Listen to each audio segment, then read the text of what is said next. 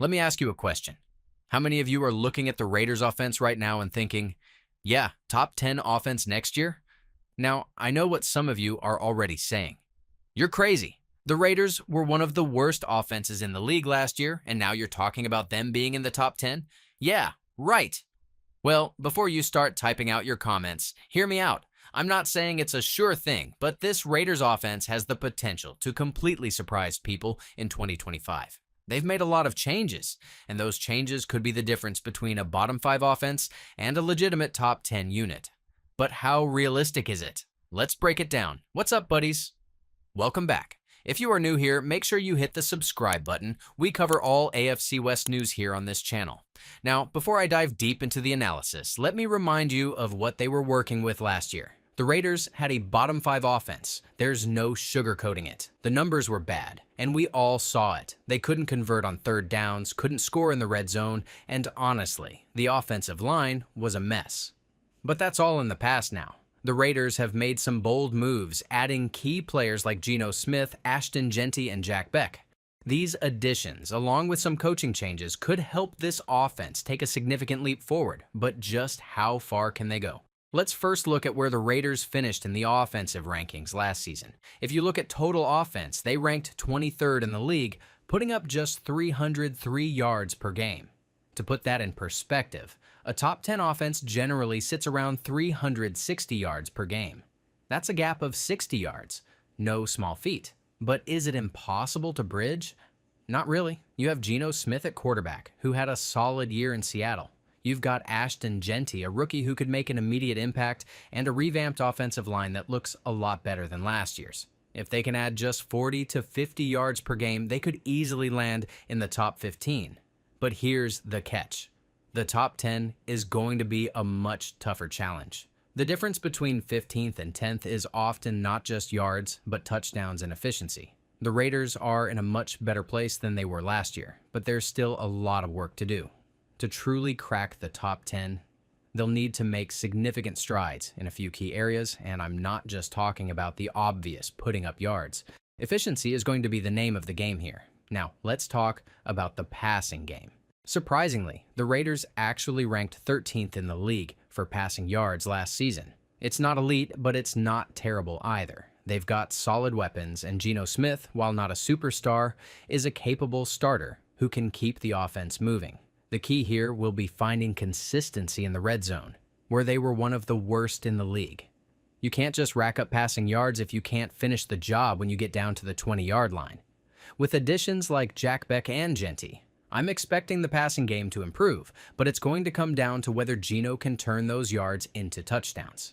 And let's be honest, we need to see more from this offensive line too.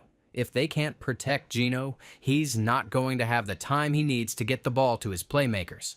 That's been the issue with the Raiders offense for years. Consistency from the offensive line. They've made some changes, but we'll need to see those changes come to fruition in the field. If they can give Gino enough time, I expect the passing offense to continue to improve. The big question will be, can they close the deal in the red zone? Here's where things get tricky. The running game. Last year, the Raiders were ranked 32nd in rushing yards per game, which is frankly abysmal. They averaged just 79.8 yards per game on the ground, and that's a massive problem. To get to the top 10 in offense, they're going to need to double that production, getting from 80 to 130 yards per game. That's a huge jump, but not out of the question. If Ashton Genty can live up to the hype, he'll make a difference. But even Genty won't fix this issue alone. It's going to take a concerted effort from the offensive line, as well as a more balanced attack. The Raiders can't just rely on Gino to carry them. In fact, the running game might be the most crucial piece in this whole puzzle. A solid rushing attack helps in a number of ways. It wears down the defense, keeps them honest, and opens up the play-action pass. But if the Raiders are only averaging 80 yards a game, that's not going to cut it. It's going to be a key factor in determining whether this offense can move up the rankings. They need to find a way to consistently move the ball on the ground, and that all starts with the offensive line. If the line can create running lanes, Genty could break out in a big way. But the Raiders can't afford to have another year of subpar rushing production. They just can't. One of the biggest issues for this offense has been red zone efficiency. Last year, they ranked near the bottom of the league, converting just 50% of their red zone trips into touchdowns. To be in the top 10, they need to get closer to 60%. This is where the addition of a player like Jack Bes could make a difference. He's a big-bodied receiver who can win contested catches, especially in the red zone. The Raiders need players who can step up when it matters most, and that's a big question mark heading into the season. Let's also talk about third down efficiency. The Raiders ranked 25th in the league in third down conversions last year, a major issue that kept drives from sustaining. To get to the top 10 in offensive rankings, they need to improve on that. The good news is the gap isn't that huge. The difference between being 25th and being in the top 10 is just a few percentage points. But it's easier said than done. Can the Raiders consistently move the chains on third down? That's going to be key for Gino Smith. He'll need to show the ability to convert on short yardage situations and keep the offense on the field.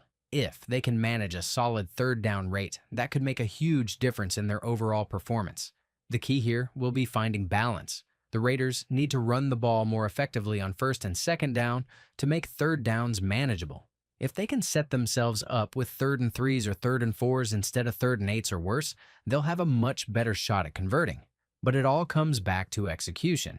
Gino's ability to get the ball to his playmakers, especially in those critical moments, will determine whether this offense takes the next step. Now, the offense is just one piece of the puzzle. If the defense can't hold up their end of the bargain, it won't matter how much the offense improves. The good news is the Raiders are getting back some key pieces on defense, including Max Crosby and Christian Wilkins, and a healthy Malcolm Koonce should help bolster the pass rush. Koonce is really the X factor here. If he can step up and be the player he showed flashes of in 2023, the Raiders' defense could make a big leap forward. They need to get pressure on the quarterback without having to blitz every time, which will take some pressure off the secondary. If the front four can be disruptive and get to the quarterback, it could make life a lot easier for the rest of the defense. So, can the Raiders be a top 10 offense in 2025? Yes, it's absolutely possible, but it's not going to happen overnight.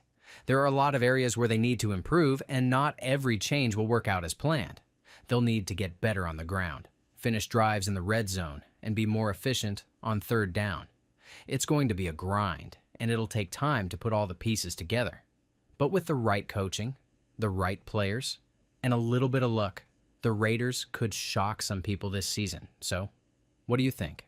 Are the Raiders going to surprise us this year? Let me know in the comments below.